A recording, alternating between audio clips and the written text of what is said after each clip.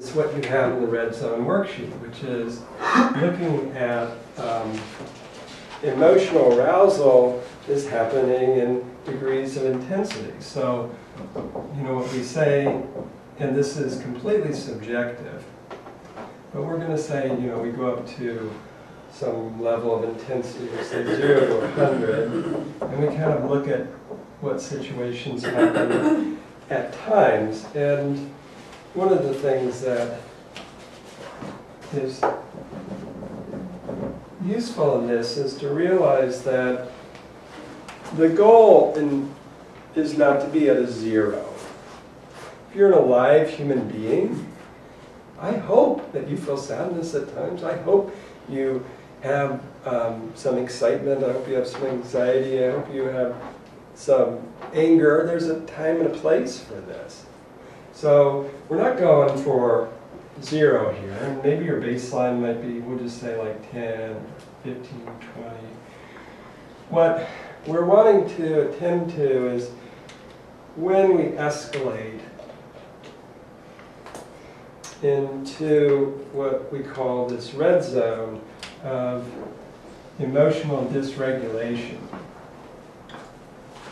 Because what happens when we get really intensely emotionally aroused, for instance, if you get really angry to the point that your anger is in charge of what you're doing, or you get so fearful that your fearful determines what you're going to do, or often what you're not going to do.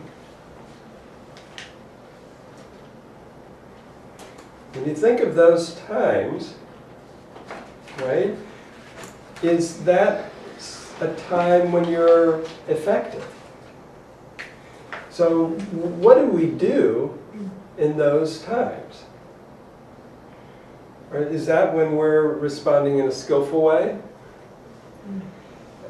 If you think about it, it's when you think about things that you've said and done that you regret, where do you think you were on this kind of scale? So anger is a good one. It's so obvious. It's kind of like intensity of anger. You know, when you did or said something you regret, which for most of us is not that long ago, you know, were you in the red zone or close to the red zone? Or were you in a really low level of emotional arousal? So I'm just checking. Is anybody in a really low level of emotional arousal? Okay? So what DBT really helps us to understand in family relationships is you can get all the skills in the world. You could go to all the parenting classes. You could go to a therapist for umpteen years. And if you're responding at this level of intensity, you are likely to be unskillful. So one of the things that we know is that we really need skills and methods and understandings that help us reduce that level of emotional intensity, or skills to actually help us kind of decrease that duration that we're in the red zone. And how does that differ from suppressing your emotion? That's a great question. That's a great question. So this is partly where the mindfulness comes in. DBT, I would say DBT is, I don't know, has anybody heard of MBSR, mindfulness-based stress reduction? The classes at Duke and UNC. Well, they're very useful. I highly recommend them. It's like an 8-week course. But I would say DBT is kind of an MBER therapy. It's a mindfulness-based emotion regulation therapy. We're learning to regulate, which is different than suppress. We want, like I was saying before, to have sadness and anger and fear. Actually, it's really important. If you're going in the bad side of town at 2 a.m. and you have no fear, not a good. You know, chances are we're here because our ancestors had some fear. There is a place and appropriate times to be fearful. If you see some social injustice being done or some harm to a family member and you are stoked with adrenaline and anger, there is a time and a place for that. We're not interested in suppressing or repressing emotion. What we're wanting to do is look at how do we express it more effectively. In fact, we could say if I'm really anxious or I'm really angry, I don't have to get out of the red zone and go to 0. I might have to just get to 69. I might just have to get to this level where my anger's not in control. So I'm a little off course here, but let me give it, this is, I think, valuable. When we get really emotionally aroused to the point of what we call dysregulated, out of regulation, we lose the capacity to do 4 things. And once I say them, they're going to make sense to you. One is that we lose the capacity to refrain from behaving based on our mood. In other words, if we're angry, we lose this capacity to not respond as our anger is telling us to respond. If I'm fearful, I'm going to do what my fear says. I'm going to avoid some stressful situation rather than move into it and cope as best I can. So the first thing is that we kind of get caught up in our mood-dependent behavior.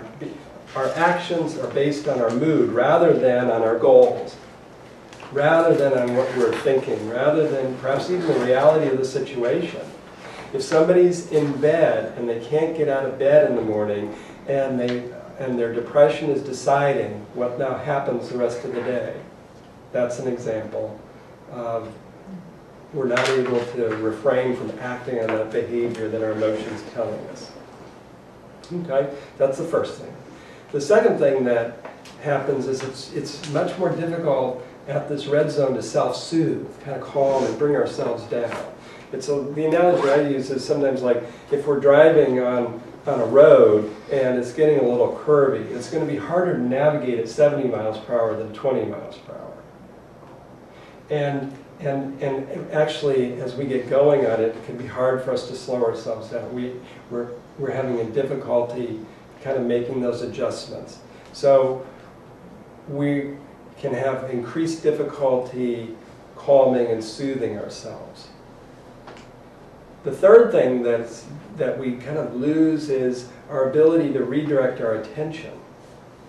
Again, think about anger again. It's like when you're really angry, where's your attention?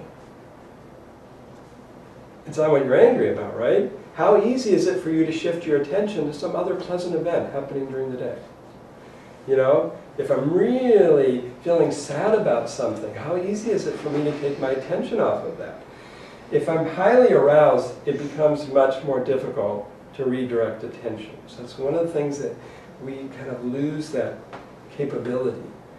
The fourth area is that it's harder to do our goal-oriented behaviors. You know, you wrote down on that paper, oh, here's the kind of person I want to be. Here are my goals. This is what I want to do. Well, when we get sufficiently emotionally aroused, especially in the negative emotional states of anger, sadness, shame, fear, it's very difficult at that point to kind of shift ourselves into our behaviors that really fit with our goals. So for that reason, we really want to kind of help ourselves, not to get to a 0, but just to get to this point where we're now able to refrain, we're now able to redirect our attention, we're now able to do more self-soothing, we're now able to direct more energies in our goal-directed behaviors, our actions that are based on our values. Okay? So, in this way, in DBT, we kind of really emphasize the emotion regulation part of being more effective in relationship.